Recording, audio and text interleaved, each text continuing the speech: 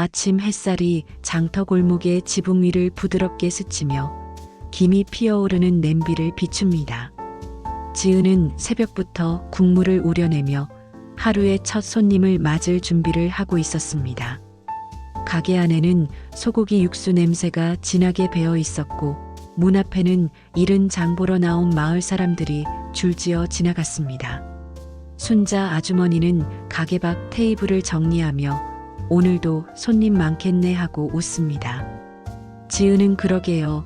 어제보다 국물이 더 잘 나왔어요 라며 밝게 대답했습니다. 그때 장터 입구 쪽에서 검은색 세단 한 대가 천천히 다가왔습니다. 동네 사람들의 시선이 차를 따라 움직였고 누군가가 이 동네에 저런 차는 처음 보내라고 속삭였습니다. 차에서 내린 사람은 깔끔한 양복 차림의 노신사와 젊은 남자였습니다. 그들은 잠시 주변을 둘러보더니 조용히 곰탕집으로 걸어왔습니다. 순자 아주머니가 놀라면서도 친절히 맞으며 자리를 안내했습니다. 윤태산 회장은 단정히 자리에 앉아 주변을 살폈습니다. 그의 눈빛은 날카로웠지만 피로가 묻어 있었습니다. 옆자리의 젊은 남자 비서 민재는 조용히 수첩을 꺼내 무언가를 메모했습니다. 지은은 다른 손님들에게 곰탕을 내주던 중 두 사람의 존재가 유난히 눈에 띄었습니다. 왠지 모르게 공기가 달라진 듯 했죠. 지은은 조심스레 다가가 곰탕 2그릇 드릴까요? 하고 물었습니다. 윤태사는 고개를 끄덕이며 맑은 국물로 부탁하오라고 말했습니다. 그의 목소리는 낮고 묵직했습니다. 지은은 잠시 멈칫하다가 주방으로 향했습니다. 그녀의 손끝이 살짝 떨렸습니다. 몇 분 뒤 김이 모락모락 나는 곰탕 2그릇이 테이블 위에 올려졌습니다. 윤태사는 조용히 숟가락을 들어 국물을 떠먹었습니다. 그 순간 미묘한 미소가 그의 입가에 번졌습니다. 이 맛, 옛날 생각이 나는군. 그 말에 민재가 고개를 들었습니다. 지은은 그 소리를 듣고 괜히 가슴이 두근거렸습니다. 그녀는 테이블을 닦으려 다가갔다가 회장이 꺼내든 흰 손수건을 보았습니다. 수건 한쪽에 새겨진 H, J 라는 작은 이니셜이 눈에 들어왔습니다. 지은은 순간 눈을 크게 떴습니다. 어릴 적 어머니의 손수건에 있던 자수와 똑같았기 때문이었습니다. 그녀는 무심코 입을 열었습니다. 저희 엄마 수건에도 저 글씨가 있었는데요. 그 말이 나오자 회장의 손이 순간 멈췄습니다. 그의 눈빛이 지은을 향해 천천히 옮겨졌습니다. 민재는 상황을 살피며 긴장된 표정을 지었습니다. 지은은 자신이 실수한 건 아닌가 싶어 황급히 고개를 숙였습니다.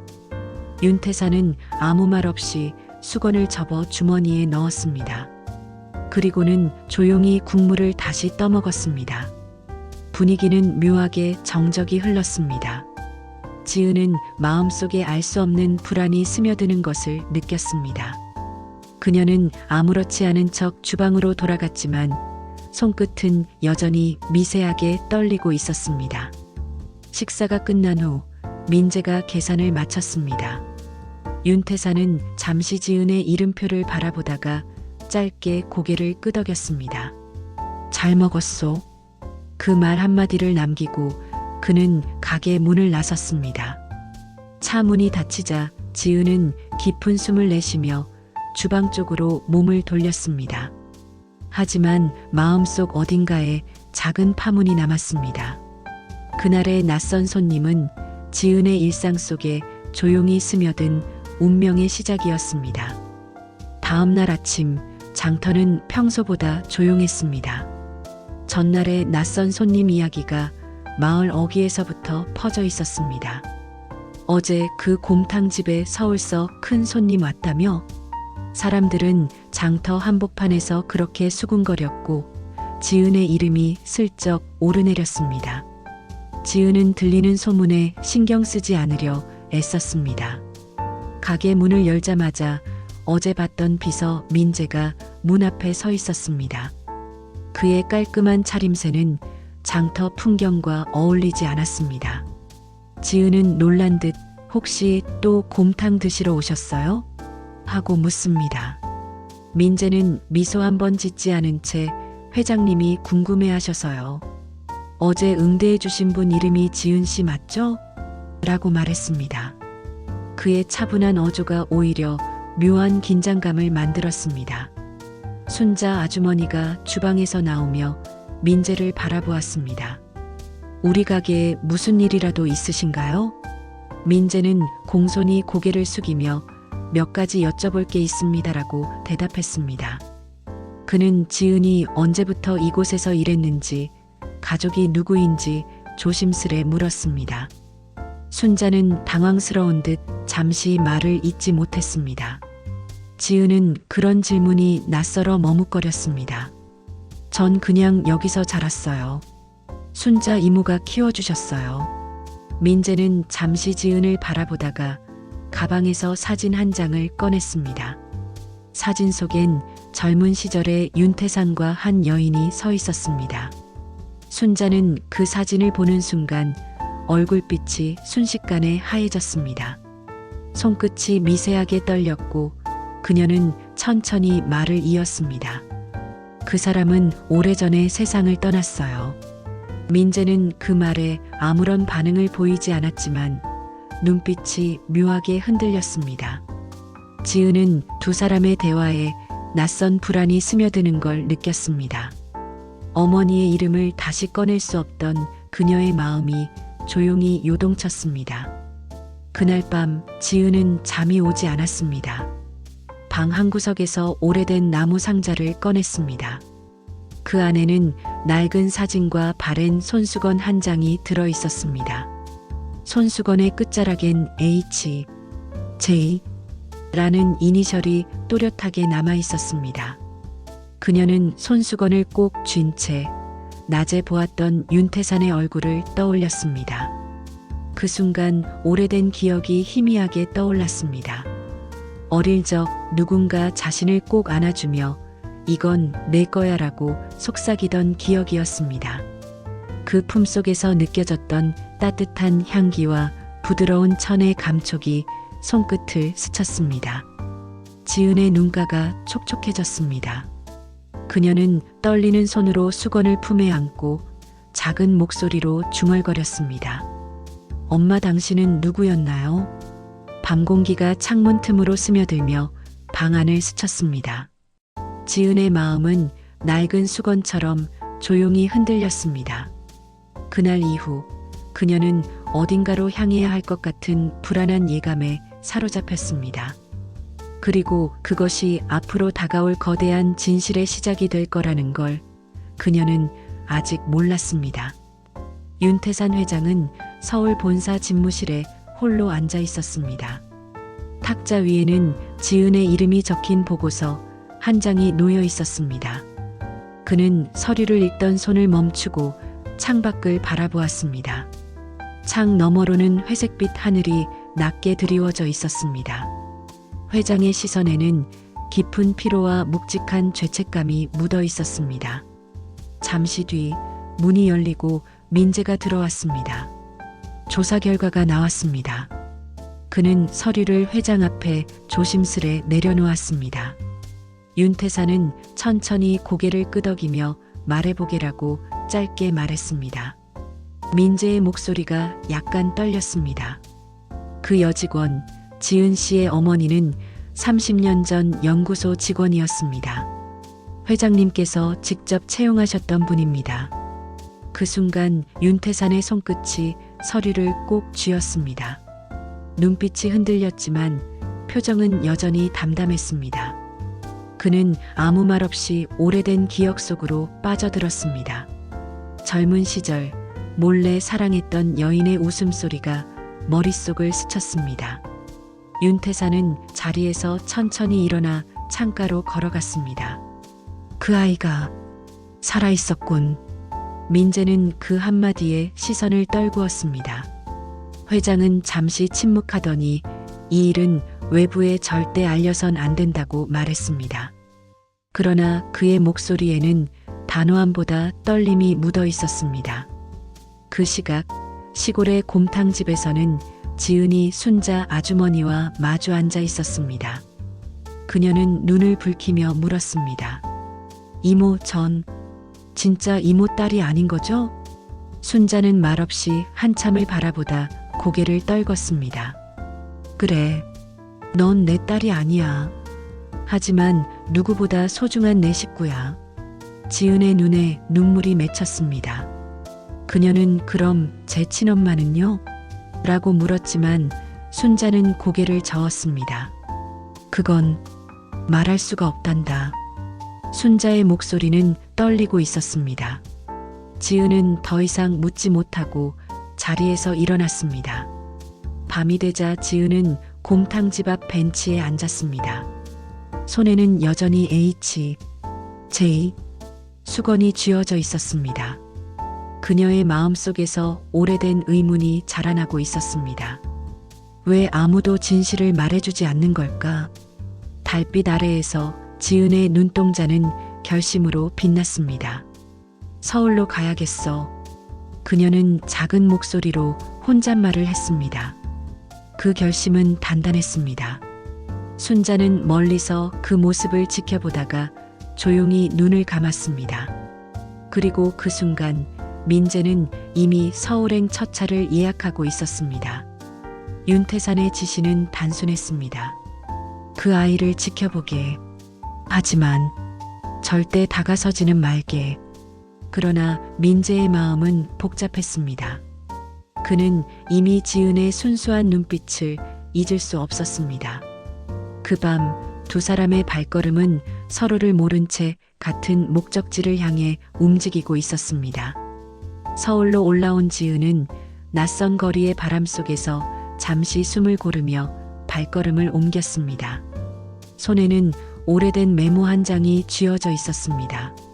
순자가 몰래 남긴 메모에는 성암리 연구소 내 어머니가 일하던 곳이라고 적혀 있었습니다. 그 문장을 떠올릴 때마다 가슴이 쿵쾅거렸습니다. 지은은 버스를 타고 외곽으로 향했습니다. 연구소 부지는 이미 오래전에 폐쇄되어 있었습니다.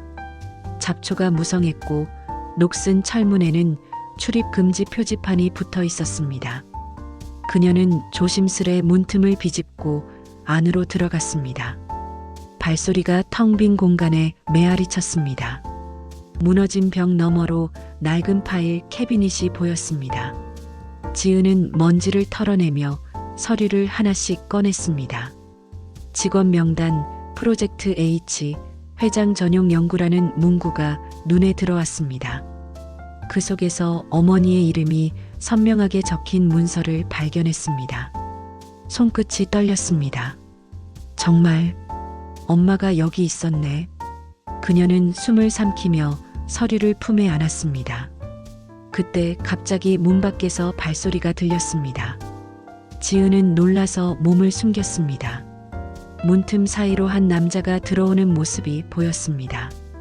그는 어둠 속에서도 정갈한 옷차림이었고 익숙한 실루엣이었습니다. 민재였습니다.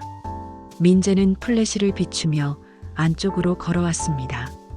그는 곰탕집에서 봤던 때와는 달리 진지한 얼굴이었습니다. 지은은 떨리는 목소리로 저를 따라오신 건가요? 라고 물었습니다. 민재는 잠시 말을 멈췄다가 고개를 끄덕였습니다. 회장님이 당신을 지켜보라고 하셨습니다. 그녀의 얼굴에 실망과 분노가 섞인 표정이 번졌습니다. 지켜보라니요? 감시하라는 거겠죠. 민재는 깊은 한숨을 내쉬며 그분도 당신을 위해서였습니다라고 말했습니다. 지은은 눈을 치켜뜨며 서류를 들었습니다. 이건 제 어머니의 기록이에요. 회장님과 무슨 관계죠? 민재는 한 걸음 다가왔습니다. 그건 당신이 직접 확인해야 할 겁니다. 그의 목소리는 단호했지만 눈빛에는 복잡한 감정이 섞여 있었습니다. 그는 주머니에서 한 장의 메모를 꺼내 건넸습니다. 여기 회장님의 별장 주소입니다. 진실은 그곳에 있습니다. 지은은 잠시 망설이다가 메모를 받았습니다. 그녀는 불안과 결심이 뒤섞인 얼굴로 고개를 들었습니다. 민재는 이제부터 당신이 결정해야 합니다라고 말하며 등을 돌렸습니다. 연구소 안은 다시 정적에 잠겼습니다. 낡은 창문 사이로 스며든 빛이 지은의 눈가 위로 조용히 내려앉았습니다. 밤하늘이 짙게 내려앉은 산자락 아래 윤태산의 별장은 고요히 숨을 죽이고 있었습니다. 지은과 민재는 플래시 하나에 의지한 채 좁은 오솔길을 따라 걸었습니다. 민재는 앞장서며 이 근처에 금고가 있을 겁니다. 회장님이 한 번도 열지 못한 곳이죠라고 말했습니다. 지은은 긴장된 숨을 삼키며 그를 따라갔습니다. 별장 안은 먼지와 함께 오래된 시간의 흔적이 가득했습니다. 벽에는 누렇게 바랜 가족 사진들이 걸려 있었고 장식장에는 낡은 손수건 하나가 유리 안에 보관돼 있었습니다. 지은의 시선이 그곳에 닿자 심장이 크게 뛰었습니다. 이 손수건도 엄마의 거야. 그녀는 손끝을 떨며 유리문을 열었습니다. 민재가 구석의 벽난로 옆으로 다가가 무릎을 꿇었습니다. 벽돌 사이에 숨겨진 금속판을 찾아내자 작은 딸깍 소리가 울렸습니다. 그 뒤에는 낡은 금고 하나가 있었습니다.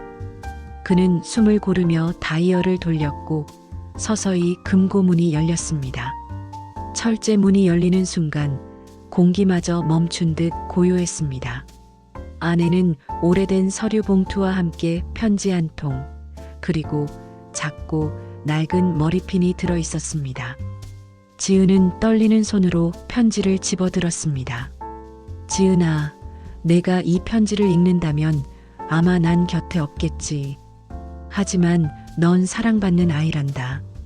글씨는 섬세했지만 곳곳이 번져 있었습니다. 눈물이 한 방울 편지 위로 떨어졌습니다. 민재는 조용히 뒤에서 그 모습을 지켜보았습니다. 그는 입술을 깨물며 시선을 돌렸습니다. 회장님은 그날 이후 단 한 번도 이곳에 오시지 않았습니다. 이유를 알겠네요. 그의 목소리에는 미묘한 떨림이 섞여 있었습니다. 지은은 편지를 가슴에 꼭 안으며 고개를 숙였습니다. 이건 단순한 비밀이 아니었네요. 누군가의 인생이었어요. 그녀의 말에 민재는 고개를 끄덕였습니다. 그래서 진실을 숨기는 게 더 잔인했는지도 모르죠. 두 사람의 시선이 잠시 마주쳤습니다. 그 순간 말로는 설명할 수 없는 이해가 오갔습니다. 그때 별장 밖에서 누군가의 그림자가 비쳤습니다. 창문 너머로 불빛이 흔들렸고 익숙한 걸음소리가 다가왔습니다. 윤태산이었습니다. 그는 천천히 문을 밀고 들어왔습니다.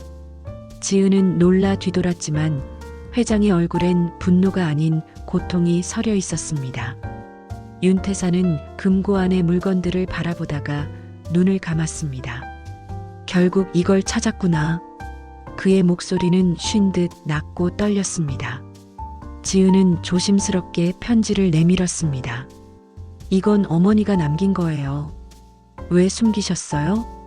윤태산은 한동안 대답하지 못했습니다.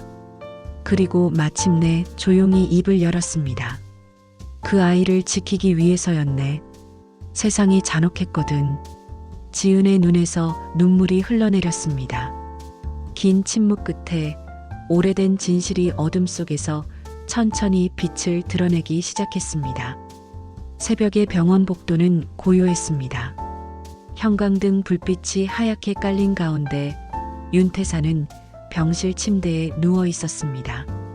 창문 너머로 희미한 빗소리가 들렸고 모니터의 심장 박동 소리가 규칙적으로 울렸습니다.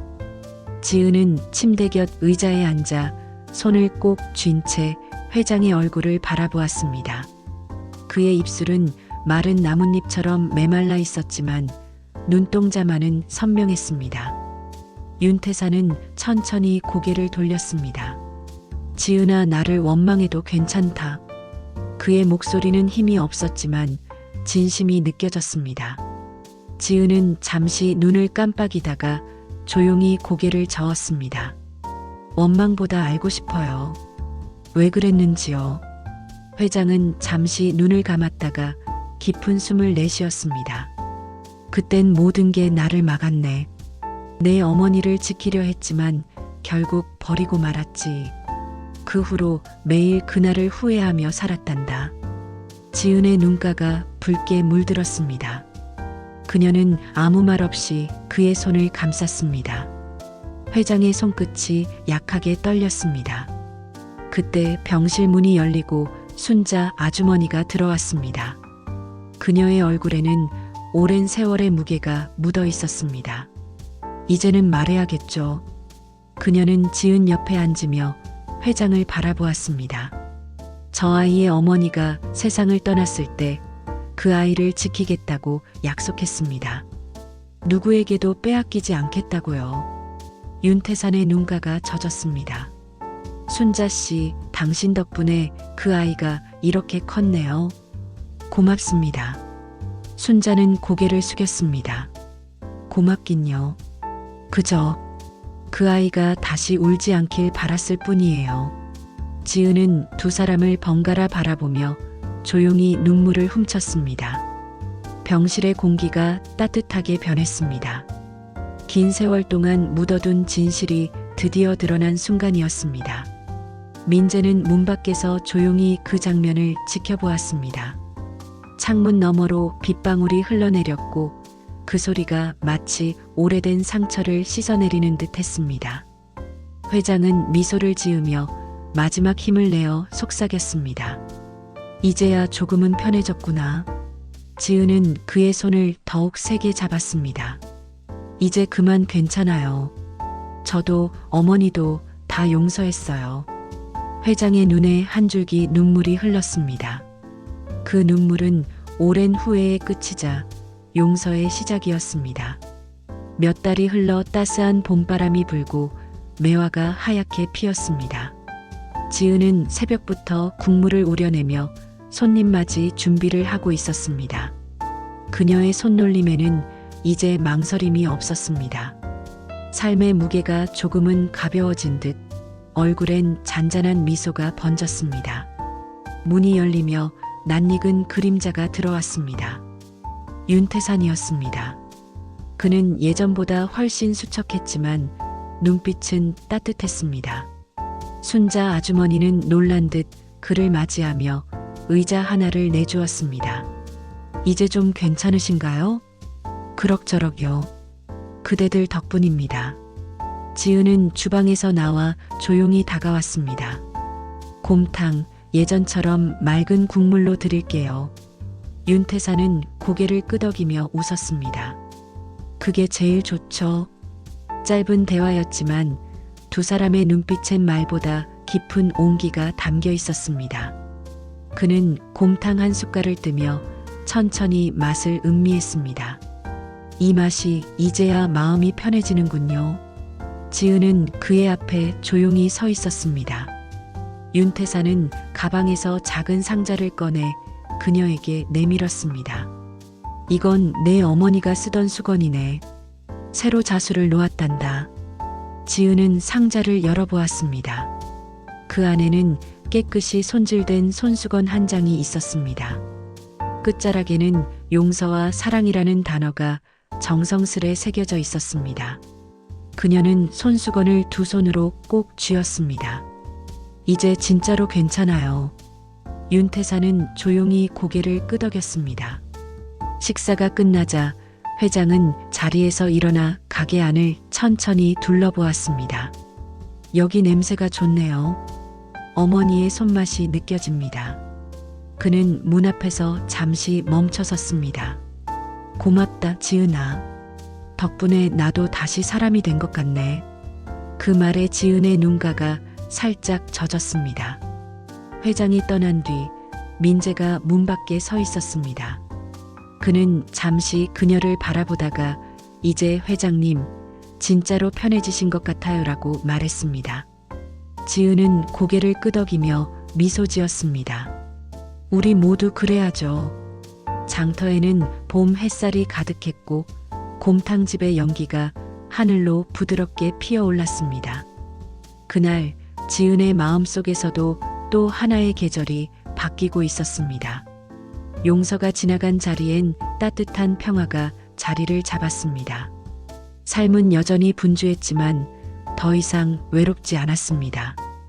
그녀의 곰탕은 여전히 같은 맛이었지만 그 안에는 이제 진심이 담겨 있었습니다. 1년이 흘렀습니다. 봄의 끝자락, 장터에는 여전히 따뜻한 국물 냄새가 퍼지고 있었습니다. 지은은 새벽 공기를 들이마시며 가게 문을 열었습니다. 벽에는 여전히 어머니의 수건이 걸려 있었고 그 옆에는 누군가의 손편지가 붙어 있었습니다. 진심은 결국 전해지는 법입니다. 민재가 보낸 편지였습니다. 지은은 미소 지으며 가게 문간을 쓸었습니다. 곧 어린아이 몇 명이 달려와 지은 이모, 곰탕 나눠주세요 하고 외쳤습니다. 그녀는 웃으며 작은 그릇들을 내주었습니다. 조심히 먹어야 해요. 뜨거우니까. 아이들의 웃음소리가 가게 안을 환하게 채웠습니다. 잠시 후 문이 열리며 윤태산이 들어왔습니다. 이제는 지팡이를 짚고 있었지만 눈빛은 여전히 맑았습니다. 오늘도 왔네요, 회장님. 이젠 회장도 아니요. 그냥 단골 손님이지. 두 사람은 따뜻하게 웃었습니다. 지은은 직접 끓인 곰탕 한 그릇을 그의 앞에 놓았습니다. 윤태사는 조용히 숟가락을 들어 국물을 떠먹었습니다. 이만 여전하구나. 그는 잠시 눈을 감았습니다. 내 어머니도 이런 맛을 좋아했지요. 지은은 수건을 가리키며 말했습니다. 이제야 알겠어요. 이건 그저 수건이 아니라 마음이었어요. 윤태사는 고개를 끄덕이며 잔잔히 미소 지었습니다. 그래요. 결국 남는 건 마음뿐이지요. 그의 말에 지은은 눈을 감고 고개를 숙였습니다. 햇살이 가게 안으로 쏟아졌습니다. 지은은 냄비 뚜껑을 열며 한마디 했습니다. 엄마, 오늘도 잘 보고 계시죠? 그녀의 목소리는 따뜻했고 국물의 김처럼 부드럽게 퍼졌습니다.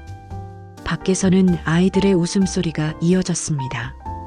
윤태사는 문가에서 서 있다가 하늘을 올려다봤습니다.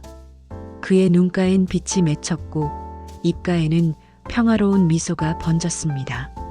그날의 햇살 아래 오랜 세월의 아픔은 완전히 녹아 사라졌습니다. 그리고 그 자리엔 용서와 사랑만이 남았습니다.